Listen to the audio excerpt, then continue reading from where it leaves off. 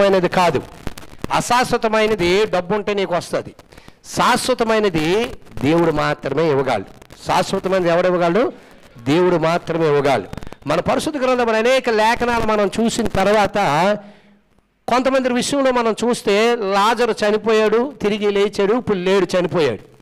అలాగే ఆ దినాలలో యేసుక్రీస్తు ప్రభువారు అనేకులు ముట్టారు, వాళ్ళు లేచారు, ఇప్పుడు వాళ్ళు సజీవులుగా లేరు, వాళ్ళు చనిపోయారు. ఎలా చనిపోయారు? లోకానుసారమైన శరీరంగా చనిపోయారు, కానీ వాళ్ళ ఆత్మానుసారంగా మహిమా శరీరములతో ఒక దినమున తప్పన లేపబడతారనే సత్యాన్ని మనం గుర్తెరగాలి. అందుకే యేసుప్రభు చెప్తున్నారు, పునరుత్థానములో జీవములో నేనే, నా యందు విశ్వాసం ఉంచువాడు చనిపోయినను తిరిగి లేచెను అని రాయబడి ఉన్నది. దేవునికి మహిమ కలుగును గాక. అందుకే అపోస్తలుడైన పౌలు చెప్తున్నాడు, ఫిలిప్పీయులకు రాసిన పత్రిక 3వ అధ్యాయము 14వ వచనం ఒకసారి మళ్ళీ చదువుకుందాం. మనకు మూల వాక్యము. ఎప్పుడు? క్రీస్తు యేసునందు, అంటే ఇంక ఎవరు యందు కూడా మీకు నిత్య జీవం దొరకదని అర్థం. లోకంలోనికి అనేకలు వస్తూ ఉంటారు, అనేకలు పోతూ ఉంటారు. గతంలో మన పూర్వీకులు చూసినప్పుడు అనేకలు వచ్చారు, అనేకలు పోతూ ఉంటారు. మనం పోయిన తర్వాత మన తర్వాత తరాలు ఒకవేళ యేసుక్రీస్తు వారి యొక్క రాక ఆలస్యమైన ఎడల ఇంకా ఎన్ని తరాలు ఎవరు చూస్తారో ఎవరికి తెలీదు. అప్పుడు చాలామంది రావచ్చు, చాలామంది పోవచ్చు. కానీ గ్రంథం ఒకటి చెప్తుంది, పరిశుద్ధ గ్రంథం ఏమని చెప్తుంది? క్రీస్తు యేసునందు, ఎవరి ద్వారాగా? క్రీస్తు యేసునందు దేవుని ఉన్నతమైన పిలుపునకు కలుగు బహుమానము పొందవలనని. ఏ బహుమానమో? లోకానుసారమైన బహుమానం కాదు, పరలోకానుసారమైన బహుమానం కొరకు చెప్తూ ఉన్నాడు. అది ఈరోజు అనేక మంది యవనస్తులు పాడైపోవడానికి ప్రధాన కారణం ఏంటంటే కాస్ట్లీ సెల్ ఫోన్లు. ఏ సెల్ ఫోన్లు? కాస్ట్లీ సెల్ ఫోన్లు. చిన్న సెల్ ఫోన్ ఇవ్వండి, కాలేజీ నుండి వస్తున్నావా లేదా, ఫోన్ వచ్చింది, గిరగిర మోగింది, హలో ఎక్కడున్నావు, వచ్చేస్తున్నాను, ఓకే అయిపోయింది. ఆ సెల్ ఫోన్లు ఉండవు. ఎంతే సెల్ ఫోన్, తండ్రి దగ్గర కూడా అంత సెల్ ఫోన్ ఉండదు, తల్లి దగ్గర కూడా అంత సెల్ ఫోన్ ఉండదు. పిల్లల దగ్గర మటుకు అప్పు చేసి ఎంతే సెల్ ఫోన్లు కొంటారు. ఏమంటే అంతే సెల్ ఫోన్లు కొని ఇచ్చారని మనం అడిగాం అనుకో, వాళ్ళకి అన్ని కాలేజీలోనే అన్నీ ఇప్పుడు నెట్లోనేనండి, ఆన్లైన్ క్లాసులట, అన్నీ నెట్లోనే ఆన్లైన్ క్లాస్. కరెక్టే, ఆన్లైన్ క్లాసులు నీ దగ్గర పెట్టుకో, సెల్లో ఎవరో తండ్రి దగ్గర తల్లి దగ్గర పెట్టుకో. తండ్రి అత్తమానం బయటికి వెళ్తాడు కాబట్టి తండ్రి దగ్గర వద్దు, తల్లి ఇంట్లో ఉంటుంది కాబట్టి, గృహ యజమానురాలు కాబట్టి ఆవిడ దగ్గర ఉంచండి. ఆ నెట్ ఏది ఆ సెల్ ఫోన్ క్లాసులు అవుతాయి కదా, అప్పుడు ఇంట్లోనే కదా, రోడ్డు మీద కానీ నడుచుకొని క్లాస్ కానీ చేసుకొని వస్తాడా, లేకపోతే బస్సుల్లో వెళ్ళినప్పుడు కానీ క్లాస్ చేసుకొని వస్తాడేటి కాదు కదా. ఎప్పుడు జరుగుతుంది క్లాసు? ఇంటికి వచ్చిన తర్వాత జరుగుతుంది క్లాసు. ఇటు నుండి ఏడేమో చిల్లగా ఏదో కాల్ చేస్తారు, ఏం కాల్? అదేదో వాట్సాప్ కాల్, వీడియో కాలా, నీకు బాగా తెలిసే బాబు, వీడియో కాల్. అటు నుండి ఆడు వీడియో కాల్, ఎక్కడున్నావు, ఇల్లు ఎక్కడున్నాను, ఎక్కడున్నాను. లాస్ట్కి కొంపలు కొల్లేర్లు అయిపోతున్నాయి, కుటుంబాలు నాశనం అయిపోతున్నాయి. కుటుంబాలు కూడా ఈ సెల్ ఫోను ఈ కనెక్షన్లు వచ్చిన తర్వాత బోల్డ్ నాశనం. అలాగని చెప్పి అందరూ అలాగున్నారని నేను అంటం లేదు, కానీ 100కి 90 మంది అలాగున్నారు. 10 మంది ఎవరో దాన్ని ఎలా యూజ్ చేయాలో అలాగే యూజ్ చేస్తున్నారు, అంతేగాని దానికి అధికంగా యూజ్ చేయటం. 10th క్లాస్ చదువుకునే పిల్లలు కానీ 9th క్లాస్ చదువుకునే పిల్లల దగ్గర కూడా ఫోన్లు ఉన్నాయండి. ఎప్పుడు ఎవరో చూడలేని యొక్క దృశ్యాలు కూడా వాళ్ళు చూసేస్తున్నారు. వాటిలో ఎప్పుడు చూడలేని దృశ్యాలు కూడా వాళ్ళు అందులో చూస్తున్నారు. అటువంటి భయంకరమైన సాతాను కూడా తంత్రం ఏంటంటే సెల్ ఫోన్. వినియోగించుకోవచ్చు. ఇప్పుడు నీకు తెలుసండి 10 సంవత్సరాలు, ఇంకో 10 సంవత్సరాలు వెనక్కి వెళ్ళండి, 20 సంవత్సరాలు, ఇంకో 10 సంవత్సరాలు వెనక్కి వెళ్ళు. అప్పుడు ఉందా సెల్? అప్పుడు ఏంటుంది? Land line. ఇప్పుడు ఎవరికి ల్యాండ్ లైన్ యొక్క సౌకర్యం ఉన్నా వాడరా. అప్పుడేంటి గిర్రు. అప్పుడు నెంబర్లు కూడా నొక్కడం కాదు, గిర్రు కర్ర అని మోగుతుంది అక్కడ. తర్వాత ఎక్కడికి వచ్చింది? బట్టల దగ్గరకు వచ్చింది. తర్వాత ఏకంగా చేతికి వచ్చింది. సెల్ ఫోన్ వాడడం తప్పని చెప్పడం లేదు, వాడే విధంగా దాన్ని వాడుకుంటే అది ప్రయోజనము. దానికి అతిగా వాడితే నీ జీవితానికి అది నాశనం. అది నీ జీవితానికి ఏం చేస్తుంది? నాశనం చేస్తుంది. ఇక్కడ చెప్తున్నాడు, ఈ లోకమునైనను లోకములో ఉన్న వాటినైనను. మొట్టమొదటిసారిగా అదే చెప్తున్నాడు. దేన్ని ప్రేమించొచ్చు, అది నీ దగ్గరకు వస్తుంది అంతే. దేని కొరకు నువ్వు ఆశపడుకో, అది నీ దగ్గరకు వస్తుంది. దేన్ని మనం ప్రేమించకూడదు, దాన్ని మనం విసర్జించి గ్రంథాన్ని మనం ప్రేమిస్తే, ఆ వాక్యాన్ని మనం ప్రేమిస్తే ఆటోమేటిక్గా నీకేం కావాలో నీ కాళ్ళ దగ్గరకు వస్తాయి. దేవునికి మహిమ కలుగును గాక. దేవునికి స్తోత్రం. గ్రంథాన్ని పక్కోడి కష్టార్జితం కాదు. ఎవరి కష్టార్జితం? నీ కష్టార్జితంతో నువ్వు తింటేనే అది నీ బహుమానం. చదవండి, అది ప్రసంగంలో ఉంటుంది. ప్రతివాడు అన్నపానములు పుచ్చుకొనుచు. ఎవరి కష్టార్జితం? చెప్పండి గట్టిగా, ఎవరి కష్టార్జితం? నీ కష్టార్జితంతో నువ్వు తినేదే. అంతేగాని నీ తండ్రి సంపాదించిన కష్టార్జితమో, నీ భార్య సంపాదించిన కష్టార్జితమో, అలా చెమటలు ఊర్చి సంపాదించిన కష్టార్జితంతో నువ్వు ఏ ఎంజాయ్లు చేసినా అది వేస్ట్. ఇప్పుడు వరకు నీ 18 సంవత్సరాలు నిండక ముందు వరకు, అది 18 సంవత్సరాలు నిండక మునిపే అది నీకు. 18 సంవత్సరాలు నిండిన తర్వాత నీ తండ్రి మీద కానీ నీ తల్లి మీద కానీ నువ్వు ఆధారపడకూడదు. నీ కాలు మీద నువ్వు ఆధారపడి బ్రతికి చూపించు. దాని నుండి వచ్చిన ప్రతి రూపాయిని ఖర్చు పెట్టి చూడ, ఎంత ఆనందం ఉంటుందో. ఎవడు ఇవ్వలేని గొప్ప ఆనందం ఉంటుంది. పాపం కొన్ని కుటుంబాలు ఏమనుకుంటాయో పాపం తెలియదు, కానీ చాలామంది ఫ్యామిలీలు, భూలోకంలోని చాలామంది ఫ్యామిలీలు వీళ్ళు కష్టపడింది వీళ్ళు తినరు, వాళ్ళ అత్తోరు తింటారు. నీకు అర్థమైందా? అల్లుడి సొమ్ము అత్తోరికి దారబోసింది అంటారు కదా, అలా తింటారు. కొంతమంది ఏం చేస్తారు తెలుసా? ఆ అత్తోరు కష్టపడింది అత్తోరు తినరు, అల్లుడు మాత్రమే తింటాడు. వాళ్ళకి రుణాలు ఉండవు. వీళ్ళంతా కష్టపడతారు కానీ వీళ్ళు తినరా. అన్నీ తీసుకెళ్ళి అత్తోరికి ఎట్టడమే. సైడ్ నుండి ఎట్టడం, పక్క నుండి ఎట్టడం, పై నుండి ఎట్టడం. వీళ్ళకి అనుభవించే తత్వం లేదు. దేవుడు నీకు ఎందుకు ఇస్తున్నాడంటే నువ్వేదైనా తినాలనుకుని తినేవే, రేపు ఉంటావో లేదో మనకు తెలియదు. కాబట్టి ఇక్కడ చెప్తున్నాడు, ఏమంటున్నాడు? తన కష్టార్జితము వలన, పక్కోడి కష్టార్జితంతో కాదు, తన కష్టార్జితము వలన సుఖమును అనుభవించుట. అందరూ గట్టిగా దేవుడికి స్తోత్రం చెప్పండి. దేవుడికి స్తోత్ర, దేవుడికి స్తోత్ర. కొంతమంది పెద్దవి పెళ్ళిళ్ళు అవిన తర్వాత కూడా, కోడళ్ళు వచ్చిన తర్వాత కూడా, భార్యలు వచ్చిన తర్వాత కూడా, పిల్లలు పుట్టిన తర్వాత కూడా ఇంకా తల్లిదండ్రుల మీద ఆధారపడి బ్రతుకుతున్న వాళ్ళు ఉంటారు. తల్లిదండ్రులను ఆదరించే వారిగా ఉండాలి, తల్లిదండ్రుల మీద ఆధారపడి బ్రతుకు వారిగా ఉండకూడదు. ఎందుకు? 18 సంవత్సరాల వరకు వారి కష్టము చెమటూర్చి నీకు 18 నిండింది. అది ఎవరు పెట్టాడు? గవర్నమెంట్ పెట్టాడు కదా. 18 సంవత్సరాలు నిండిన తర్వాత లైసెన్స్ ఇస్తారు. మరి ఎందుకు పెట్టాడు? అందుకే కదా మీరు పాత నిబంధనలో చూస్తే ఎవరికి పుట్టింది? సారా, హగర్కి పుట్టిన పిల్లోడు ఎన్నో సంవత్సరం అప్పుడు భుజమ తీసుకెళ్ళినప్పుడు ఎన్నో సంవత్సరం? 17వ సంవత్సరం అని రాసి ఉంటుంది. 17వ సంవత్సరం వరకు ఆ పిల్లోడే. హగర్ వెళ్ళిపోద్ది కదండి పిల్లోడు నట్టుకొని. ఎడారికి వెళ్ళిపోయినప్పుడు ఆ ఎడారిని మొరపెట్టదా? అప్పుడు ఆ పిల్లోడికి ఎంత అనుకున్నావు? ఆ పిల్లోడి పేరేం పేరు తెలుసా? ఇస్మాయేల్. ఇస్మాయేల్కి అప్పుడు వయసు ఎంత అనుకున్నా? 17 సంవత్సరాలు. చరిత్ర చెప్తుందండి. ఎందుకంటే 18 నిండిన తర్వాత ఆడు పెద్దోడి కింద లెక్క. అప్పటి వరకు ఆడు పిల్లోడే, తల్లికి బిడ్డే. ఆడు 18 వచ్చినా 18 నిండినంత వరకు ఆడు పిల్లోడు. 18 నిండిన తర్వాత గవర్నమెంట్ ఒక రూల్ పెట్టింది, ఆడు పెద్దోడి కింద లెక్క. దాన్ని ఏమంటారు? మైనార్టీ తీరింది. మేజరు, మైనర్, ఇలా రాశాడండి. Major, minor. మేజర్ అంటే చిన్నవాడు. అప్పుడు ఎవరు గార్డెన్లో? తల్లిదండ్రులు. మైనర్కి నో గార్డెన్, ఆడికి ఆడే గార్డెన్.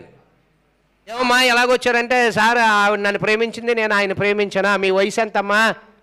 చూస్తే చిన్నపిల్లలా కనపడుతుంది. పార్వతమ్మని అడిగాడు సిఏ. పార్వతమ్మ అంటుంది, సార్ నాకు 18 నిండిపోయింది సార్. 18 నిండిపోయినట్టు నాకు తెలియదమ్మా, ఏమైనా ప్రూఫ్ ఉందా? ఏంటి అడుగుతారు? ప్రూఫ్. ఏ ప్రూఫ్? 10th క్లాస్ సర్టిఫికేట్ ఉంటే తీసుకురా. 18 నిండిపోతే మేము, మీ అమ్మాలు వచ్చి ఇక్కడ తందాను తానన్న మేమేం చేసింది లేదు, మీ ఇద్దరికి పెళ్లి చేసేస్తాం, పోలీస్ స్టేషన్లో పెళ్లి చేసేస్తాం. ఇప్పుడు ఈవిడికి 18 నిండితే, ఒకవేళ ఈవిడికి 18 నిండలేదు అనుకో, ప్రేమించిన మీ ఆయన లోపటేసేస్తాం. ఎందుకు? ఆ పిల్ల ఎవరు? మేజర్ కాదు కదా, మైనర్. కాబట్టి తీసుకెళ్ళి లోపటేసేస్తాము అని చెప్తారు. అప్పుడు దానికి ఏం చూపెట్టాలి? వీళ్ళు ముందే ప్రిపేర్లు అయిపోయి 10th క్లాస్ సర్టిఫికెట్లు ఆ సర్టిఫికెట్లు అన్నీ రెడీ చేసుకొని పోతున్నారు. ఇలాంటివి అడుగుతారు. అప్పుడు పోలీసు వాళ్ళు వాళ్ళ తల్లిదండ్రులు ఈ పిల్లడు తాలూకులు ఆ పిల్ల తాలూకులు వచ్చి లోబో దిబో అని బుర్రబాదుకున్నా,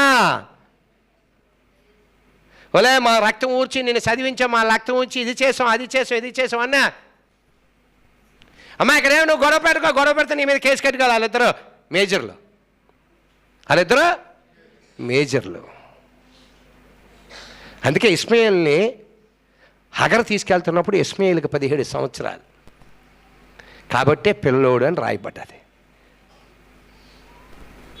ఒకలాగా చూసుకుంటే నువ్వు పెళ్ళైపోయి పిల్లలకెళ్ళి పిల్లలు ముసలోళ్ళు అయిపోయిన తల్లికి నువ్వు పిల్లోడువే, తండ్రికి నువ్వు పిల్లోడువే. కానీ గవర్నమెంట్ రూల్ ప్రకారంగా చూస్తే 18 నిండిపోతే నువ్వు మేజరు, లేకపోతే నువ్వు మైనర్వి. ఇక్కడ చెప్తున్నాడు ఏంటి? నీ కష్టార్జితంతో నువ్వు తిని సుఖిస్తేనే దేవుడిచ్చి బహుమానమే అని నేను ఎరిగి తినన్నాడు. దేవుడిచ్చి బహుమానమే. శుభ్రంగా ఎవడో తీసుకెళ్ళి శుభ్రం బిర్యాలు అన్నీ పెట్టేశాడు అనుకో. ఉదాహరణకి 7వ తారీఖున అందరం కలిసి వెళ్తున్నాం. మీ అందరి దగ్గర డబ్బులు నేను ఎందుకు లాడ్జింగ్ అండ్ బోర్డింగ్ కలెక్ట్ చేశానంటే ఆ సొమ్ము మీ సొమ్ము మీరు తింటేనే అది ఆనందం. అంతేగాని 2 లక్షలు పెట్టినాను ఇంకో 3 లక్షలు పెట్టి మిమ్మల్ని అందరం తీసుకొచ్చినాం మా సూపర్ అంటారు. కానీ మీరు ఆ ఫుడ్ దేనికి పంచేది మీకు అర్థమైందా? ఎందుకు? మీ కష్టార్జితంతో మీరు తింటేనే సంతృప్తిగా ఉండొచ్చు అని గ్రంథం చెప్తుంది. ఎక్కడ చెప్తున్నాడు? ఏమంటున్నాడు? యోహాను 2, ఈ లోకమునైనను లోకములో ఉన్న వాటినైనను ప్రేమింపకుడి. ఎవడైనానో తూర్పు పడమర ఉత్తర దక్షిణములను భూలోక జనాంగంలో ఎవడైనానో లోకమును ప్రేమించిన ఎడల తండ్రి ప్రేమ వానిలో ఉండదు. లోకములో ఉన్నదంతయో అనగా చాలా జాగ్రత్తగా ఉన్నాడు. ఏంటి సార్? శరీరమునికి ఒక ఆశ ఉంది. మంచి బట్టలు వేసుకొని పెళ్ళేం ఎందుకేనండి? మా అత్తవారు నాకు చిన్న చెయ్యిని కూడా ఎట్టలేదు. ఎన్ని ఆషాఢాలు వెళ్ళిపోయో, ఎన్ని పెద్ద పండుగలు వెళ్ళిపోయో అన్నోళ్ళు ఉంటారు. వాళ్ళకేటి ఉందలే, మనం సంపాదించుకుని మనం వేసుకుంటే బాగుంటుంది అనుకున్న వాళ్ళు కూడా ఉంటారు. ఇలాగ అనుకున్న వాళ్ళు 100కి ఒక 5-6 ఉంటారు. వాళ్ళు ఇవ్వలేదు అన్నోళ్ళు 100కి 94 మంది ఉంటారు. ఇక్కడ చెప్తున్నాడు ఏమిటయ్యే అనగా మొట్టమొదటి దేని చెప్తున్నాడు? శరీరాశ, నేత్రాశ, జీవపు డంబమును. ఈ 3 కాదు, ఎప్పుడైనా గుర్తుపెట్టుకోండి. అందుకే మీకు ఎవడన్నా తక్కువని కొత్త సెల్ ఫోన్ కొనిచ్చిన గాడ్ గిఫ్ట్ అని అనకండి, దేవుడిచ్చిన బహుమానం అనకండి. ఎవడైనా మీకు ఇల్లు ఫ్రీగా రాసి ఇచ్చేసినా దేవుడిచ్చిన బహుమానం అనకండి. అది దేవుడు ఏర్పాటు చేశాడని పదాలు తేకండి. మీకు ఎవరైనా మంచి జత బట్టలు ఇచ్చినా సరే అది దేవుడిచ్చిన బహుమానం అనకండి. ఈ లోకంలో ఏది మీకు వచ్చినా, అది బండి అయినా, కారు అయినా, విమానమైనా, ట్రైన్ అయినా, అయ్యే దేవుడిచ్చిన బహుమానాలు కావు. దేవుడిచ్చిన బహుమానం ఒకే ఒకటి. అదేటో తెలుసా? ఈ లోకంలో ఎవడో డబ్బుతోటి కొనలేనిది నిత్య జీవము. దేవునికి మహిమ కలుగును గాక. దేవునికి స్తోత్ర. ఎవడో డబ్బుతో ఏది కొనలేడు, కొనరాడు కూడా. అవి లోక సంబంధమైనవే, పరలోక సంబంధమైనవి కావు, కానేరవు. ఒకప్పుడు మన పాతకాల స్థితి చూడండి. కమ్మల గుడిసెలు ఉన్నప్పుడు ఎంత బాగుండేదండి. నిజమే కదా? కిరసనూనె బుట్టి, కిరసనూనె వేసి సాయంత్రం 5:30 అవగానే దీపం రెడీ చేసావా? చేస్తున్నాను. అవన్నీ గ్రంథంలో రాయబడినవే, పరిశుద్ధ గ్రంథంలో రాయబడి. కిరసనూనె వేసి చిన్నది చేసేవాళ్ళ మన ఏదే తెల్ల ఒత్తి ఉంటుంది. ఆ ఒత్తిని నోట్లో ముంచి పైకి లేపి వెలిగించి చిన్న ఇది ఉంటుంది, ఏది ఇలాగా ఆ సిమిడి, దాన్ని ఎలా తీసి ఇలాగెట్టి పెట్టి అది అక్కడ పెడితే హాయిగా ఉండేది. ఆ చీకట్లోనే చదువుకున్నారండి. ఇప్పుడు వెలుగుల్లో చదువుతున్న చదువు ఎవరికి ఎక్కటం లేదు. ఆ రోజు దీపం పుడి దగ్గర చదివిన వాళ్ళు హాయిగా పాస్ అయిపోయారండి, టెన్షన్ లేకుండా, తల్లిదండ్రులకి టెన్షన్ అట్టకుండా.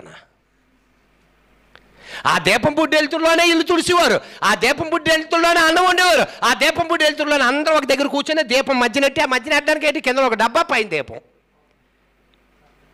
ఎందుకు? అందరికీ వెళ్తురు రావాలి. వస్తే శుభ్రంగా తినేసి మంచినీళ్ళు తాగి పడుకుంటే తెల్లవారు వరకు తెలివి వచ్చేది కాదు. తెల్లవారు వరక తెలివి వచ్చేది కాదు. ఇప్పుడు ఏ టైంలో పడుకున్నా తెలివి వచ్చేస్తుంది, ఏ టైంలో ఏం తిన్నా అరగడం మానేస్తుంది. ఎందుకో ఎక్కడ నిన్ను నొప్పొస్తుంది, అక్కడ నిన్ను నొప్పొస్తుంది, ఎక్కడ నిన్ను నొప్పొస్తుంది అంటున్నారు. అంటే లోకంలో జనాలు పెరిగి కొలిది, పాపం విస్తరించిన కొలిది ఏమి జరగాలది జరగకుండా దానికి విరుద్ధంగా జరుగుతుంది. లోకపు సంబంధం చెప్తున్నాడు ఇక్కడ. చదవండి అది. నేత్రాస, శరీరాస, జీవపుడంబము తండ్రి వలన పుట్టినవి కాదు, అవి లోక సంబంధమైనవే. లోకమును దాని ఆశయం ఒక దినమును గతించిపోతాయి, కానీ దేవుడికి మహిమ కలుగును గాక. అంతర్గతిగా దేవుడికి స్తోత్రం చెప్పండి. ఏం చేసినాడు కరెక్ట్గా చూడండి. వాక్యం ఏం చెప్తుంది? దేవుని చిత్తమును జరిగించేవాడు నిరంతరం జీవించి ఎక్కడ బతుకుంటాడు అక్కడ బతుకుంటాడు, ఎక్కడ చచ్చిపోయినా అక్కడ బ్రతుకుంటాడు. అక్కడ మళ్ళీ తిరిగి మరణము లేదు, రెండవ మరణము నీ మీద అధికారమును చేయటకు వీలు లేదు. దేవుడికి మహిమ కలుగును గాక. ఇక్కడ దేవుడు ఆయుష్ ఇచ్చినంత వరకు అక్కడ బ్రతుకుంటావు. అధికారులు అక్కడ కూలిపోయినట్లుగా నువ్వు కూలిపోతావు. యేసుప్రభు నమ్మిన వారు చనిపోతారు, యేసుప్రభు నమ్మలేని వారు చనిపోతారు. కానీ రెండవ మరణము మన మీద ఏలుబడి చేయడానికి అధికారం లేదు. అందుకే చెప్తున్నాడు, దేవుడి చిత్తమును జరిగించేవాడు నిరంతరము ఏమంటున్నాడు? నిరంతరము జీవించును. దేవుడికి మహిమ కలుగును గాక. దేవునికి స్తోత్ర, దేవునికి స్తోత్ర. చదవండి యోహాను సువార్త 4వ అధ్యాయము 14వ వచనం చదివేశాం కదా. సమరయ స్త్రీతో సంభాషణ జరుగుతున్నది. నేనిచ్చి నీళ్ళు తాగువాడు ఎప్పుడూ దప్పికొనడు, నేను వానికి ఇచ్చి నీళ్ళు నిత్య జీవమునకై. ఇది పరలోకముకు సంబంధించినది. దీనికోసం మనం భూమి మీద పోరాడాలి. యుద్ధాలకు వెళ్ళినప్పుడు ఎలాగైతే పోరాడతారో, విజయం వచ్చినప్పుడు ఎంత ఆనందమైతే ఉంటుందో, మనం పోరాడాలి. ఎవరితో పోరాడాలి? ఎవరితో పోరాడాలి? నేత్రాస, శరీరాస, జీవపుటంబంతో పోరాడాలి. ఏటేట్లతోటి? నేత్రాస, శరీరాస, జీవపుటంబంతో మనం పోరాడాలి. వాటిని ఎప్పుడైతే మనం జయించగలమో అవి నీకు ఎలా కనపడతాయి తెలుసా? ఎందుకు పనికిరాలని దానిలా కనపడతాయి. వాటిని నువ్వు ప్రేమించుకోలేదే అది ఎంతో అందంగా కనపడుతుంది. ఎప్పుడైతే నువ్వు వాటి కోసం పోరాడుతున్నావో అవి నీకు ఎలా కనపడతాయి? ఎందుకు వాల్యూ లేనట్లు కనపడుతుంది. కోహినూరు వజ్రం తెచ్చి నీ ముందునట్టినా ఇది ఎవరికి వెళ్తాయా? దాని విలువ అంతా తెలుసా? 1,000 కోట్ల రూపాయలు. ఆ 1,000 కోట్ల రూపాయలు పరలోకానికి తీసుకెళ్ళగలవా? నిత్య జీవానికి తీసుకెళ్ళగలవా? తీసుకెళ్ళవే. ఆ 1,000 కోట్ల రూపాయలు ఎక్కడ విలువ ఉంటేనే ఆ కోహినూరు వజ్రానికి విలువ. కానీ ఈ కోహినూరు వజ్రానికి పరలోకముల విలువ. ఎందుకు? నేత్రాస, శరీరాస, జీవపుడంబను నేను జయించి ఉన్నానని జయకేతనెత్తి పాడొచ్చు. దేవునికి మహిమ కలుగును గాక. కాబట్టి ఇక్కడ చెప్తున్నాడు యోహాను సువార్త 5వ అధ్యాయము 44వ వచనం. 5:44.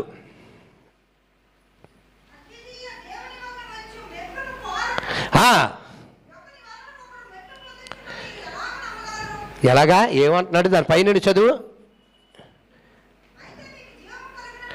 అయితే మీకు జీవము కలుగునట్లు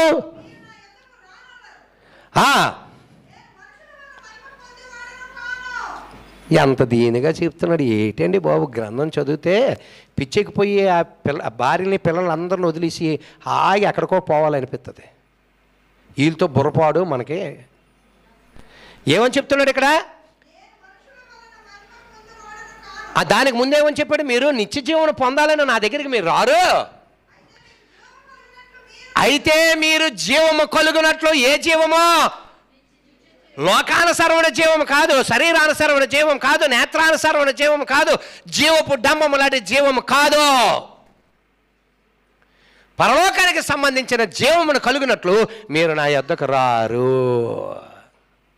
మీరు వీటి చుట్టే తిరుగుతారు, గిరిగీసుకొని. నేత్రాస, శరీరాస, జీవపు డంబము వీటి చుట్టే మీరు తిరుగుతారు. ఎప్పుడైతే నిత్య జీవానికి నువ్వు తిరిగావో ఆటోమేటిక్గా ఇవన్నీ నీ చుట్టూ తిరుగుతాయి. ఇది సత్యం, మీరు నమ్మినా నమ్మకపోయినా. అర్థమవుతుందా? ఎప్పుడైతే నిత్య జీవానికి మీరు వారసులు అవ్వాలని ఆయన చుట్టూ వాక్యానుసారంగా తిరుగుతారో అప్పుడు నేత్రరస శరీరరస జీవపు డంబము నీ చుట్టూ తిరిగితే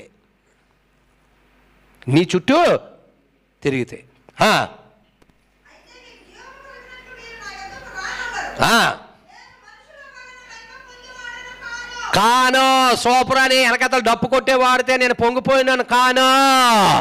మా పాస్టర్ గారు సూపర్ అండి, మా పాస్టర్ గారు ఏదంటే సూపర్ అండి అనగానే ఇలా గారి ఉప్పినట్లు ఉప్పిపోయి అందరినీ నాగపట్నం ఇప్పుడు మెడ్రాస్ తీసుకెళ్తున్నాను కదా. ఒక ఆయన అంటాడు అలాగా, ఏంటంటే మీరు వెనకతలు బోలా శంకర్లా మిమ్మల్ని పొంగిచ్చేస్తే చాలండి, ఏదైనా ఇచ్చేస్తాను అంటున్నాడు. కొంప తీసి ఇల్లు కానీ రాయించుకుంటాడేమో ఎప్పుడైనా. మీకు అర్థమవుతుందా? అంటే పొంగిచ్చేస్తే అలాంటి వాడు కాదంటున్నాడు యేసు ప్రభు.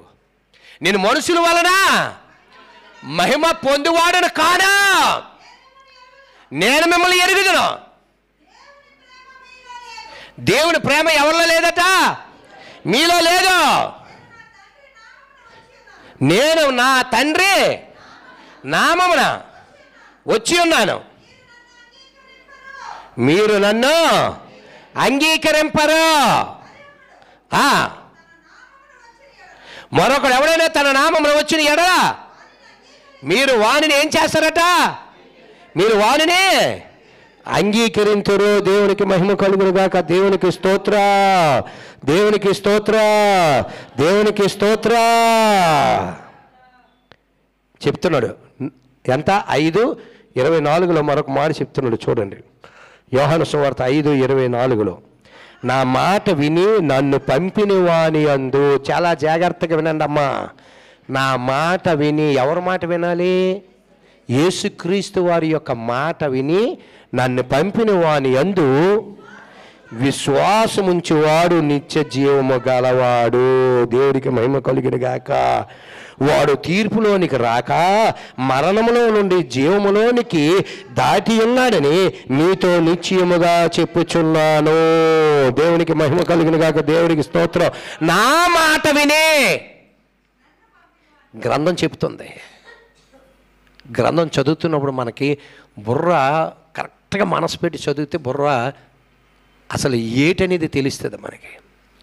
మీకు చెప్పాను కదా, ఇద్దరు ఒక మంచి పని చేశారు. ఏంటి ఆ మంచి పని అంటే, పాపం పుట్టుకతోటే కుంటోడు ఆ శృంగారం అనే దేవాలయం దగ్గర మెట్ల మీద అడుక్కుంటుంటే ప్రతిరోజు ఆయన తీసుకొచ్చి అక్కడ పెడుతూ ఉంటే సాయంత్రం మళ్ళీ ఆయన మోసుకెళ్ళిపోతుంటే యోహాను పేతురులు ఇద్దరు కలిసి ఆ దేవాలయానికి వెళ్ళినప్పుడు, ప్రార్థన చేసుకోవడానికి వెళ్తున్నప్పుడు ఆ యొక్క అడుక్కున్న వ్యక్తి, భిక్షం అడుక్కుంటున్న వ్యక్తి వీళ్ళ దగ్గర ఏదైనా దొరుకుతాదేమో అని ఆశతో వారిని అడిగినప్పుడు ఆయన్ని ఈరు తేరు చూసి మమ్మల్ని నువ్వు చూడని చెప్పి, మా దగ్గర వెండి బంగారాలు లేవు కానీ మాకు కలిగినదే నీకు ఇస్తున్నావు అని చెప్పి యేసుక్రీస్తు నామమున లేచి నడవమనగా ఆయన చీలమండలంలోనికి శక్తి వెళ్ళి లేచి గంతులు వేస్తూ ఆయన పైనున్న వస్త్రమును పారవేసి దేవాలయం బయట అడుక్కున్న వాడు దేవాలయంలోనికి ప్రవేశించగలిగిన స్థితి మార్చగలిగాడు దేవుడు. దేవుడికి మహిమ కలుగును గాక.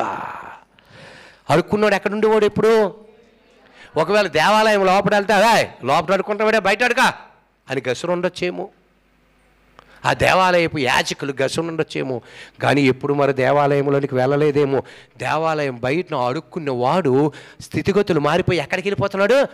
దేవాలయంలోనికే ప్రవేశించాడు. అట్టి దేవుణ్ణి మనం కలిగి ఉన్నాం. దేవునికి మహిమ కలుగును గాక. మీకు చెప్పాను కదా, రూతు అధ్యాయంలోని అత్తగారిని వాళ్ళ కుటుంబీకుల్ని అందరిని విడిచిపెట్టి అత్తతో కలిసి, నయమునితో కలిసి, నీ దేవుడే నా దేవుడు, నీ ప్రజలే నా ప్రజలు, బతుకుతే నీతోటే బతుకుతాను, చచ్చిపోతే నీతోటే చనిపోతానని ఎవరైతే వచ్చారో లాస్ట్కి గింజలు ఏరుకునే స్థితి నుండి ఆ పొలానికి యజమానురాలను మార్చాడండి. ఇవి కథలు కాదు, బొమ్మరీల కథలు కాదు, ఇవే భూమి మీద జరిగిన సత్యాలు. ఆయన యందు విశ్వాసం ఉంచువాడు ఎన్నడూ సిగ్గును పొందడు. ఆయన యందు విశ్వాసం ఉంచేవాడు, తన తండ్రి యందు విశ్వాసం ఉంచేవాడు నిత్య జీవాన్ని పొందుకుంటాడని పరిశుద్ధ గ్రంథం చెబుతూ ఉన్నది. వాళ్ళంత మంచి కార్యం చేస్తే వీళ్ళని తీసుకెళ్ళిపోయి వాళ్ళిద్దరిని ఎక్కడ వేస్తారో తెలుసా? చెరసాలు వేసారా? లేదని కాని మాట ఏదైనా చేశారా? కాని కార్యం ఏమని చేశారా? మీరు ఎందుకురా బాబు మమ్మల్ని అలా తేరు చూస్తున్నారు? ఈడు పుట్టుకతోటే కుంటోడు, మీకు తెలుసు కదా. ఈడు ఇప్పుడు నడుస్తున్నాడు. మా శక్తి చేతనో మా భక్తి చేతనో కాదు. చదవండి.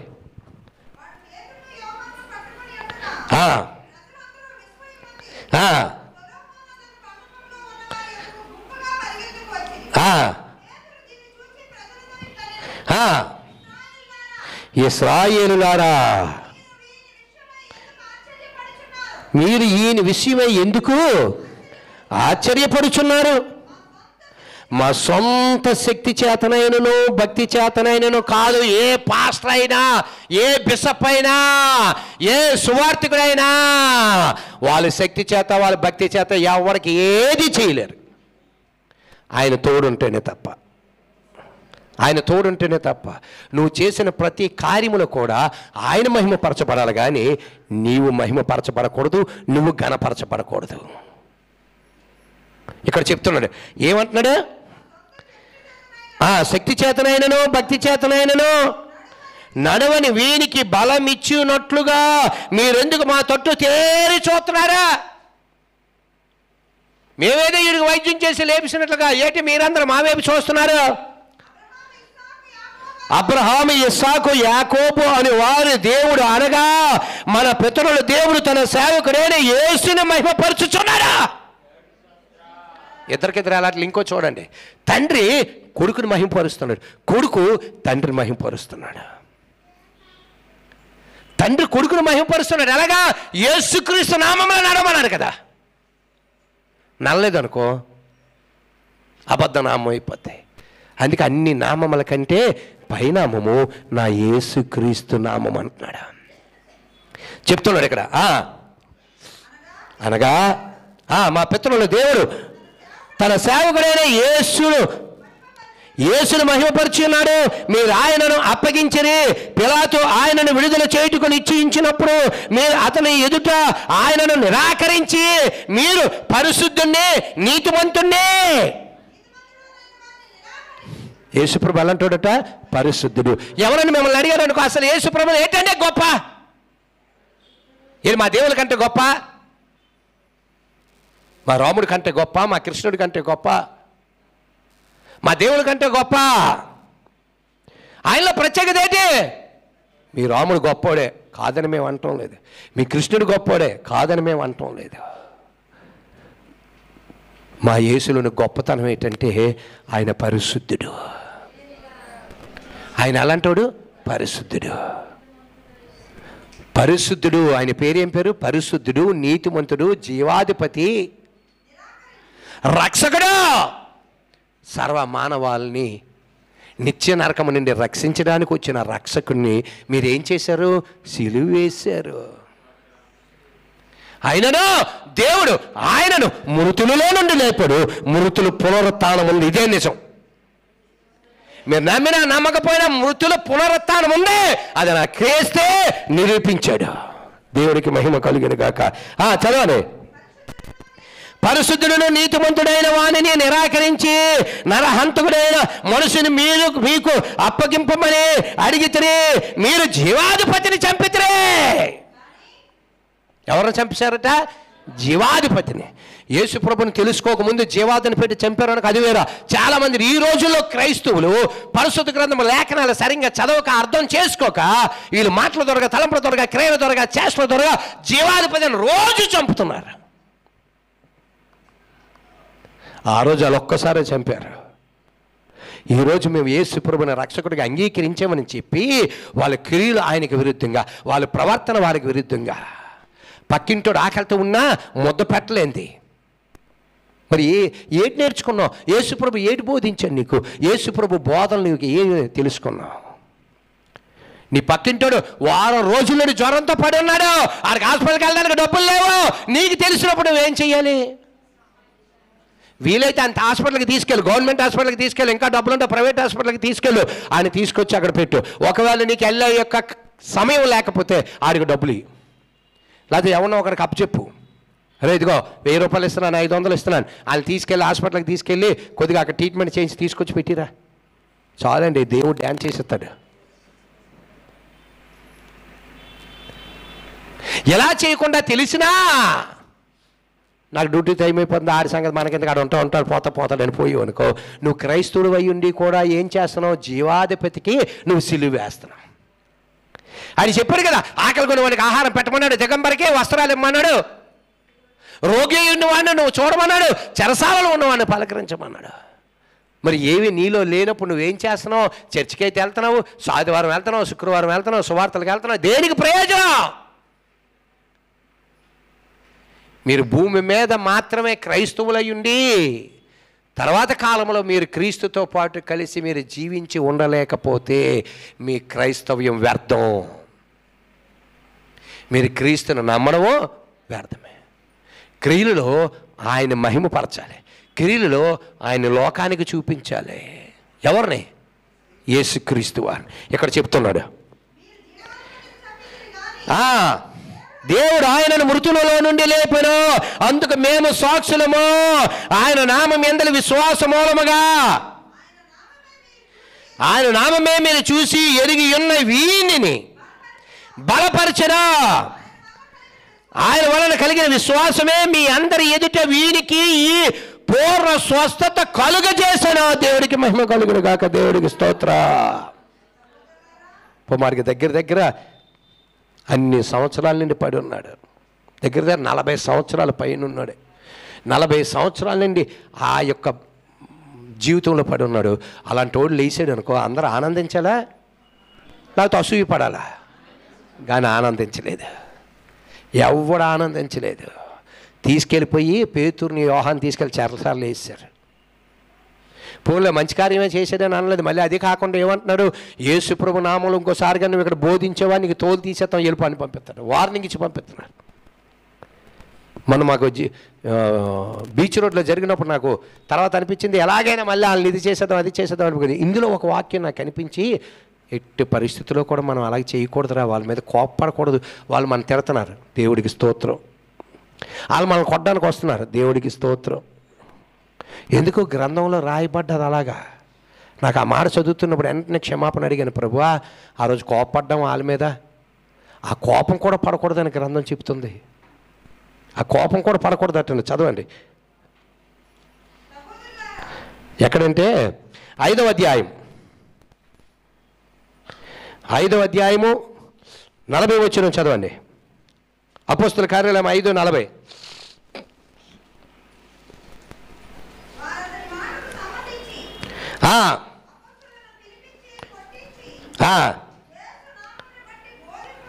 చూడండి అంత భయంకరంగా చేస్తాడు. ఏమంటున్నాడు? వారు అతని మాటకు సమ్మతించి అపోస్తులను పిలిపించి ఏం చేశారట? కొట్టారు. ఏంటి ఎందుకు కొట్టారు? ఏ కాలిన మాట అన్నారా? ఆ గుడి దగ్గర 40 సంవత్సరాలు కాళ్ళు లేకుండా పడిపోయిన వాడికి స్వస్థత ఇవ్వడం తప్ప? మా భక్తి చేతన మా శక్తి చేతన కాదు. మీరు పరిశుద్ధుణ్ణి నీతిమంతుణ్ణి జీవాధిపతిని సిలివేశారు కదా, ఆయన నామంలోనే ఆయనకు స్వస్థత జరిగింది. కానీ మాలో ఏమీ లేదు, మేము డమ్మే. మా శక్తి చేత మా భక్తి చేత కాదు. తీసుకెళ్ళిపోయి ఏం చేస్తున్నారట? కొట్టి, దానికి చదవండి, కొట్టి యేసు నామమున బట్టి బోధింపకూడదని ఆజ్ఞాపించి వారిని విడుదల చేసిరే. మాకు వార్నింగ్ ఇచ్చాడు, ఇంకోసారి కానీ ఇక్కడ బ్యాన్ రోడ్ కొని కనిపించావా నీకు తోలు తీసేస్తాను అన్నాడు. ఇంకోసారి బ్యాన్ రోడ్ కొనే కనిపిస్తే ఏ తీసేస్తాడు? తోలు తీసేస్తాడట. మా గత జీవితం యొక్క పాత స్థితులు ఉంటే వాళ్ళకే మేము తిరిగి తోలు తీసిద్దాం.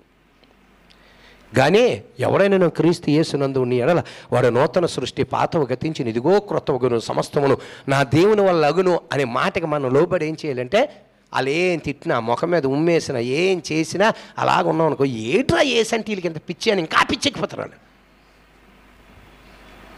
ఒక ఆయన అంటున్నాడు, ఆ వీడియోలో ఉంటుంది, నేను మాట్లాడుతాను, నువ్వు మాట్లాడుకో, నువ్వు మాట్లాడని వీల్లేదు. అదేంటి సార్ నన్ను మాట్లాడద్దు అంటారు, మీరు అడిగిన దానికి నేను సమాధానం చెప్పను. సమాధానం చెప్పకూడదు, మీ గ్రంథం చెప్తుంది. మేము తిడితే మీరు తిట్టించుకోవాలి, మేము కొడితే మీరు కొట్టించుకోవాలి. అలాగే ఉన్నాను బ్యాన్ రొట్టుకొని, ఆ వీడియోలో ఉంది. అలాగే బ్యాన్ రొట్టుకొని ఉన్నాను. ఒక చెంప మీద కొడితే ఇంకో చెంప మీద ఖాయమని ఉందా లేదా మీ గ్రంథంలో? మేము తిడితే మిమ్మల్ని ఖాయమని ఉందా? నువ్వు తిరిగే సమాధానం చెప్పకూడదు, ఊరుకా అంటున్నాడు. ఇక్కడ చెప్తున్నాడు ఏం చేశారట, కొట్టి యేసు నామమును బట్టి బోధింపకూడదని ఆజ్ఞాపించి వారిని విడుదల చేసిరి. ఆ నామము కొరకు అవమానము. గుర్తెట్టుకోండి, ఎప్పుడైనా సువార్తకు మనం అందరం కలిసి వెళ్తుంటాం కదా, ఎల్లప్పుడు ఎవరు ఏం మాట్లాడినా వాళ్ళతో ఆర్గ్యుమెంట్ చేయొద్దు. వాళ్ళు తిట్టినా వాళ్ళు ఉమ్మేసినా భరించాలి. ఇక్కడ చెప్తున్నాడు ఏంటట, ఆ నామం కొరకు, ఆ నామం కొరకు. అప్పుడు సువార్తకి వెళ్ళినప్పుడు కాకుండా, ఉదాహరణకి సువార్తకి వెళ్ళినప్పుడు కాకుండా ఉత్తప్పుడు ఎలాగ వెళ్ళిపోతుండో, ఎవడో నేను రాయుడు కూడా చేరా బాగున్నావా అన్నాడు అనుకో, శుభ్ర సెతకేసేయండి. అడిగి ఏదో రోడ్డు మీద వెళ్ళిపోతే రాయిసిరి బాగున్నావా అని అడుగుతావని శుభ్ర సెతకేసేయండి. అప్పుడు కూడా కొడత కుట్టాడని వెళ్ళిపోయాడు అనుకో, ఇంకోసారి రాడ్ ఎట్టి బుర్ర మీద వేసేస్తాడు. నీకు అర్థమవుతుందా? ఎప్పుడు ఆయన నామములోని మనం సువార్త ప్రకటించినప్పుడు వాళ్ళేవి మనం అనకూడదు.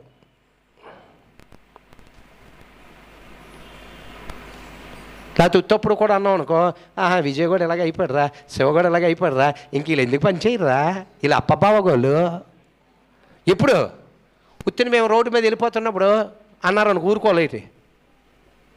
ఊరుకోవాలా? ఎప్పుడు ఊరుకోవాలి? సువార్త ప్రకటిస్తున్నప్పుడు అవమానాలు వచ్చిన, అపనిందలు వచ్చిన, నిందలు వచ్చిన. ఇక్కడ చెప్తున్నాడు, చదవండి. ఆ నామముల కొరకు అవమానమును పొందుటకు దేవుడికి మహిమ కలుగును గాక. గొప్ప వరం అండి.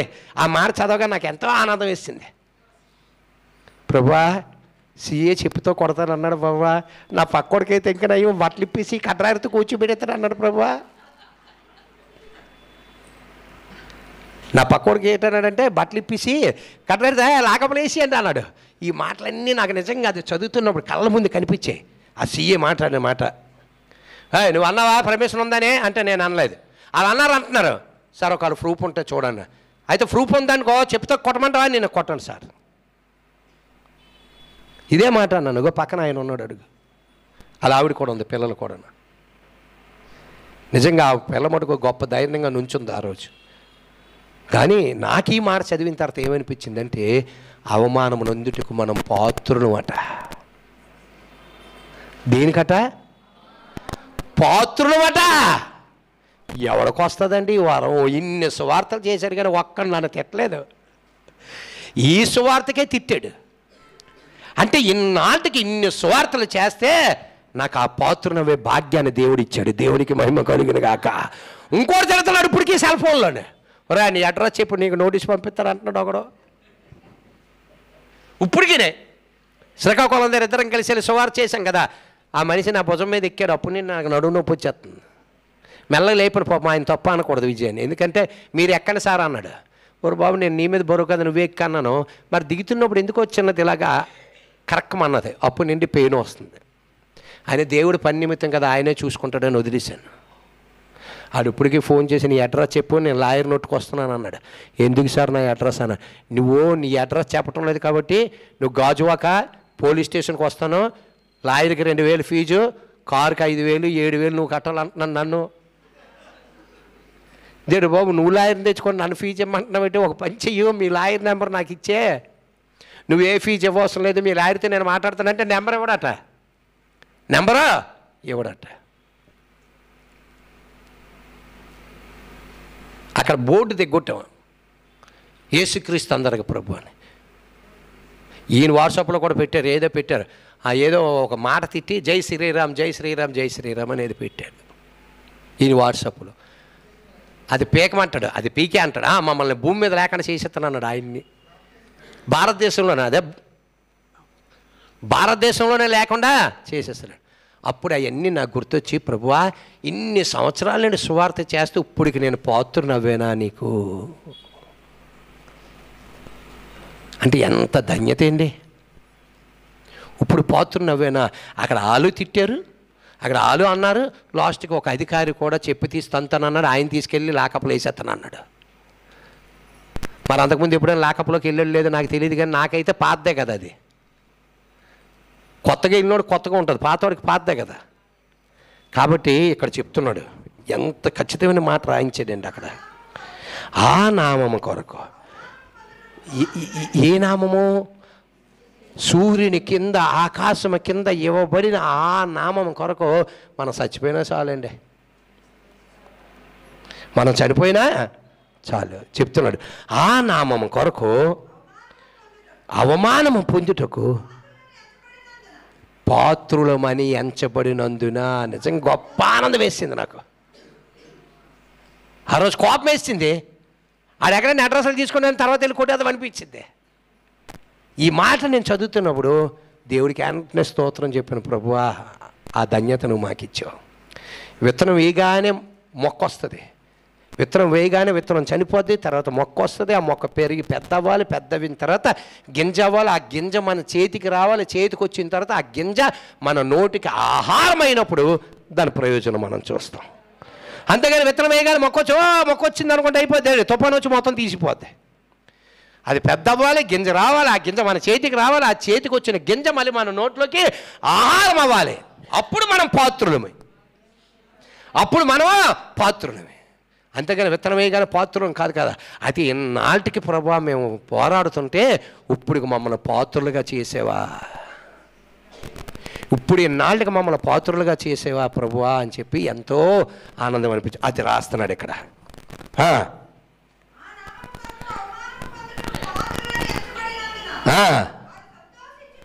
ఎలాగట? పాత్రులమని ఎంచబడినందున సంతోషించుచు మహాసభత ఎదుట నుండి వెళ్ళిపోయి ప్రతి దినము దేవాలయంలోనూ ఇంటింటను మానక బోధించుచు యేసు క్రీస్తుని ప్రకటించుచుండెను. దేవుడికి మహిమ కలిగిన గాక. మళ్ళీ రెండో శనివారం ఉంది. ఎంతమంది వస్తుంటారు మాతో? ఎవరు సీయతలు మీ మనుషులకి? ఎంవి రమణ గారు వస్తానని ముందే చెప్పారు. మళ్ళీ అదే రూటు, కొద్ది ప్లేస్ అవతల మారుదాం. ఈసారి అవతల, ఈసారి అవతల. మళ్ళీ వెళ్ళిపోయి బోట్లు పెట్టుకుని ఉంచాడు. వాళ్ళు మానలేదు, మానేరా? దేవాలయంలోకి వెళుతూ ఇంటింటను బోధించుచు యేసే క్రీస్తుని ప్రకటించుచుండిరి. దేవుడికి మహిమ కలిగిన గాక. దేవునికి స్తోత్ర. లోకమునైనను లోకములో ఉన్న వాటినైనను ప్రేమింపకుడి. శరీరాశ, నేత్రాశ, జీవపు డంబము తండ్రి వలన పుట్టినవి కావు. నా మాటలు విని నా తండ్రి యందు విశ్వాసం ఉంచువాడు నిత్య జీవము గలవాడు, వాడు మరణములో నుండి జీవములోనికి దాటి ఉన్నాడని నిశ్చయముగా నేను మీతో చెప్పుచున్నాను అన్నాడు. దేవునికి మహిమ కలుగును గాక. దేవునికి స్తోత్ర, దేవునికి స్తోత్ర, దేవునికి స్తోత్ర. మనం మెడ్రాస్ నాగపట్నం వెళ్ళినప్పుడు ఏం చేస్తాం తెలుసా? ఇంగ్లీష్ బ్యానర్లు కొట్టించాను, తెలుగు బ్యానర్లు కొట్టించాం. మన అందరం ఏం చేస్తాం అనుకున్నా? తినేసే బ్యానర్లు కొట్టుకొని ఉంచోడం అక్కడ. అర్థమవుతుందా? బ్యానర్లు కొట్టుకొని అలా నుంచోడు. ఇంగ్లీష్ వచ్చినోడు ఇంగ్లీష్లో చదువుకుపోతాడు, తెలుగు వచ్చినోడు చదువుకుపోతాడు, తమిళకి అవి రాలేనోడు మనం ఏం చేయలేము. ఎందుకంటే ముందు మనకు తమిళ వస్తాను కదా, తమిళ్లో కొట్టించగలం మనం. కాబట్టి ఇంగ్లీష్ వచ్చినోడు చాలామంది ఉంటారు కాబట్టి ఆ ఇంగ్లీష్ బ్యానర్ కొట్టుకొని అలాగా నుంచోడమే. వచ్చినోడు పోయినోడు చదువు. సాయంత్రం అవగానే అందరం కూడుకొని మంచి వాక్యం చెప్పుకొని పాటలు పాడుకొని దేవుని స్తుతించడమే. దేవుడికి మహిమ కలిగిన గాక. దేవుడికి స్తోత్ర. ఎక్కడైతే వాళ్ళు శుక్రవారం ఆదివారమే, అక్కడ మనకి ఆ ఉన్న 5 రోజులు ఆరాధన. దేవుడికి స్తోత్రం చెప్పాలి. దేవుడికి స్తోత్ర. మనం చేసిన ప్రతి పనిలో కూడా ఆయన మహిమపరిచే విధంగా ఉండాలి. మనం అది చూడడానికి వెళ్ళినా, సమాధిని చూడడానికి వెళ్ళినా, నాగపట్నం వెళ్ళినా, అందులో కూడా ఆయన మహిమపరిచే విధంగా ఉండాలి. దేవునికి మహిమ కలుగును గాక. దేవుడికి స్తోత్ర. ఒకవేళ ఆ గుడి వాళ్ళు పర్మిషన్ ఇచ్చారనుకో, గుడి ముందు ఎట్టడమే దుకాణం, లోపట గుడి బయట ఎట్టడమే. దుప్పట్లు తెచ్చుకుంటారు కదా, దుప్పట్ల కింద వేసిడు, శుభ్ర కూర్చోడు, ఆ కంజర ఒకటికి వెళ్ళిపోవడం, అలా డొప్ప ఒకటికి వెళ్ళిపోదాం చాలు. ఆ 10 నిమిషాలైనా చుట్టుపక్కల అందరూ వస్తారండి అక్కడికి, దేవుడు రప్పెత్తాడా. మనం వెళ్ళి తినేసి చేపల కూర వండుకున్నావా, మాంసం కూర వండుకున్నావా, పాస్టర్ బిర్యానీ ఎట్టాడా, ఆ సాయంత్రం ఏ టిఫిన్ ఆడతాడో తినేసి పడుకొని మళ్ళీ తెల్లవారు గొరకెట్లు వేసిపోయి మళ్ళీ అలా తిరిగి వచ్చేయడం కాదు. ఆర్మీ ఎలాగుంటుందో తెలుసా? తెల్లవారు టిఫిన్ ఎట్టగానే వచ్చేయాలి పరిగెట్టుకొని, మధ్యాహ్నం భోజనం అవగానే పరిగెట్టుకు వచ్చేయాలి. అలాగా మిమ్మల్ని అందరినీ పరిగెట్టి ఇచ్చేస్తాను అక్కడ. రండే అందరూ, ప్రేయర్ స్టార్ట్ అవుతుంది, రండే. ప్రేయర్ అయిపోయిన తర్వాతే తినడం. అర్థమవుతుందా? ప్రేయర్ అయిపోయిన తర్వాతే తినడం. తర్వాత 1 గంట పడుకోవడం, మళ్ళీ సాయంత్రం మళ్ళీ ప్రేయర్. ప్రతి క్షణం కూడా యేసుక్రీస్తు ద్వారాగా మహిమపరచబడేటట్లుగా మనం ఉండాలి. దేవునికి మహిమ కలుగును గాక. దేవునికి స్తోత్రం. సెంటర్లో గ్యాప్ ఇస్తాను. ఏం గ్యాప్ ఇస్తామంటే ఏదైనా కొనుక్కోవడానికి వెళ్తారు కదా, శనక్కాయలు బఠానీలు కొనుక్కోవడానికి వెళ్తారు కదా, వాటికి కూడా మీకు గ్యాప్ ఇస్తాం, టైం ఇస్తాం.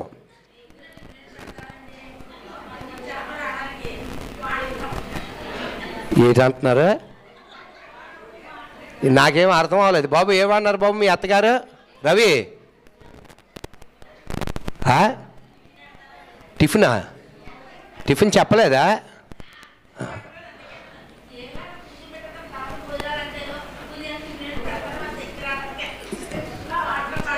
టిఫిన్ ఎందుకు? బార్లీ మజ్జిగ అన్నీ ఇస్తాం. దేవునికి మహిమ కలుగును గాక. దేవునికి స్తోత్రం. కాబట్టి చెప్తున్నాడు, ఏమంటున్నాడు? నా మాటలు విని నన్ను పంపిన వాడు అంటే మీరు విశ్వాసం ఉంచేవాడు ఏటట నిత్య జీవము గలవాడు, వారు మరణములో నుండి జీవములోనికి దాటి ఉన్నారు. దేవునికి మహిమ కలుగును గాక. దేవునికి స్తోత్రం. మరి చాలామందికి పాపం ఆరోగ్యం సహకరించకపోవడం వల్ల ఆ మీటింగ్లో చాలామంది మిస్ అవుతున్నారే తప్ప, లేకపోతే గొప్ప ఆనందంగా ఉంటుంది మనకి. దేవుడికి స్తోత్రం చెప్పండి. దేవుడికి స్తోత్ర. దేవునికి స్తోత్ర. దేవునికి స్తోత్ర.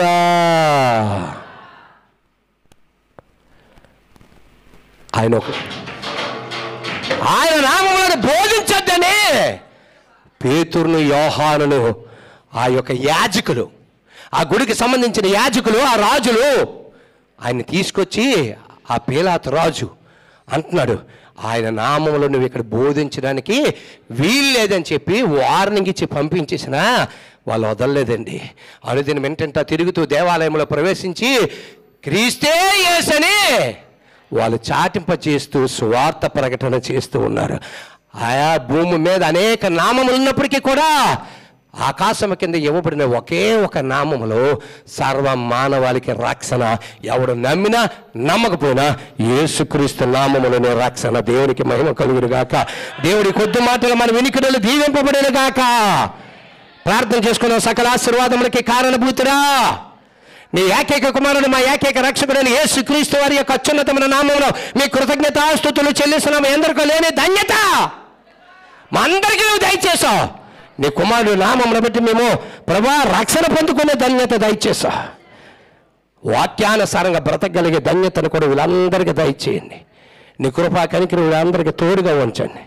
నజరేయుడిని యేసు నామమున ప్రార్థన చేయుచున్నాము తండ్రి. ఆమేన్. దేవునికి స్తోత్రం. దేవునికి స్తోత్రం. దేవునికి స్తోత్రం.